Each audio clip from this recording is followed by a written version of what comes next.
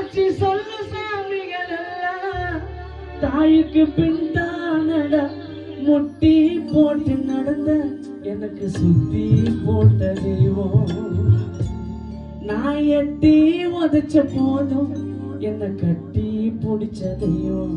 என்னை கட்டி அணைச்ச தெய்வம். முட்டி போட்டு நடந்த எனக்கு